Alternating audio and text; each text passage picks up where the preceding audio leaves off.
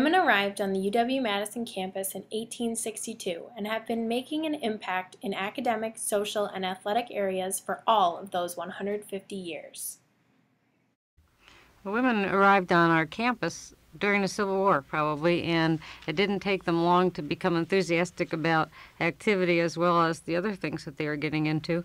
And physical education then was important. It had a lot of the old highly structured gymnastics type of movements, and the women on campus then wanted to do more than that, were sort of dissatisfied with that. And before the turn of the century, basketball was introduced on campus, as it was throughout the country. And I think from then on, the emphasis became more for women participating and a little more competition. And at the same time, those physical education people who were involved were reticent to have women get into strong competition. They really were more interested in having everyone participating at some level, and usually at a kind of a lower recreational level. But there was always an interest on the part of the women students to do a little bit more than that. At first, facilities for women's athletics were very limited. Built in 1871, Ladies' Hall, later Chadbourne Hall, was the only dormitory for women on the UW campus and held the only gym for women on campus. In 1910, Lathrop Hall was built for women, and Barnard Hall was dedicated to women in 1913. Women also used outdoor spaces to participate in recreational activities, but did not have their own changing rooms anywhere on campus.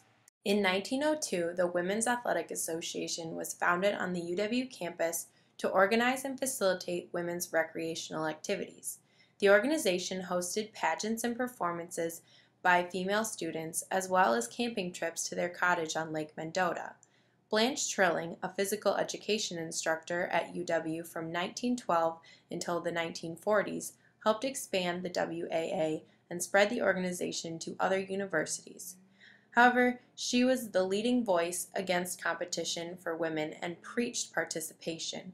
Competition was seen as unladylike, and the rigorous activity was thought to be harmful to women's reproductive ability.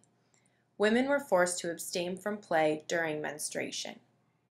Clearly, if these stereotypes and ideas about women's limits in athletics had persisted, women's athletics at UW would not be what they are today.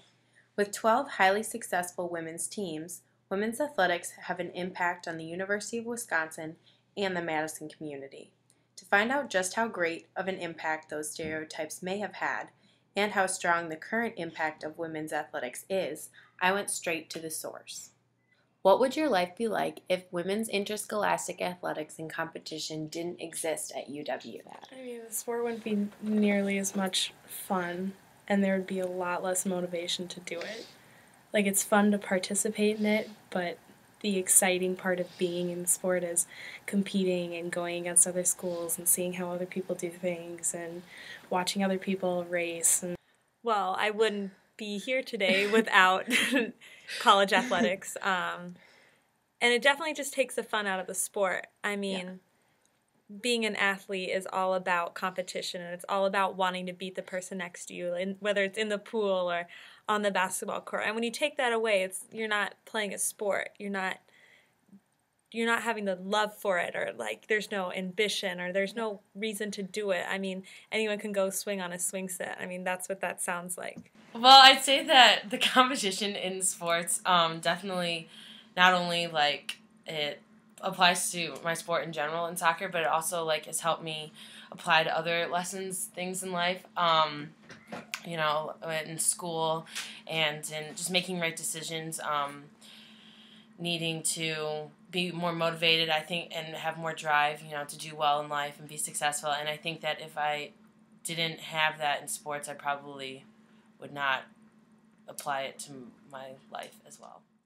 How would your training and performance be affected if you were not allowed to participate during menstruation? I mean, especially in swimming, it's such a rigorous schedule that taking a week off would ruin all you've worked up to for the past X amount of months or X amount of years. Mm-hmm. I mean, And that's just silly. That would be difficult, because especially with track, if you take a couple days off, it can completely affect how you perform. So taking about a week off would be really detrimental to performing and competing. It'd be like once a month you had to sit out, obviously. Yeah. And I think, I mean, there's times when, personally, when I'm on mine that I want to be like, I don't want to be here. Obviously, like your hormones and everything, you just don't want to do that. But if that was like a law, I don't think there'd be able to be sports, because there's so many girls that like no one could perform. Yeah. But I think that'd be hard, because you'd have like half your team missing. And also, it's weird, and this might be TMI, but like when you're around a group of girls for a long time, you notice they all start getting it at the same time. So I mean, you'd have to forfeit like every game once a month. So. Do you think that women's athletics have a positive impact on the UW campus and the university's legacy? Absolutely. I mean, I don't know. I think, like, a lot of people look up to athletes, and I think that for little girls it's a good thing too, especially like for swimming. Like, we were at Culver's one day, and a little girl comes up and is like, "You guys are on the swim team? Like, that's so cool. I love swimming." Like, it's something for little girls to look up to. I think so. I mean, I think all of us, even men and women, have a big part of the school. I mean, we're such a big sports school that I think it really contributes to our fan base and our school pride on both sides. As time goes on, I think it equalizes men and women in showing that, like, you know, you don't have to be a man, or you don't have to be like all macho and strong to be playing a sport at a high level in a Division I competitive area. And even women's teams on this campus have had a lot of success. So I think that as time goes on, that we are continually getting more respect. Yes, definitely. I mean, I think women's athletics really empowers women all over the campus.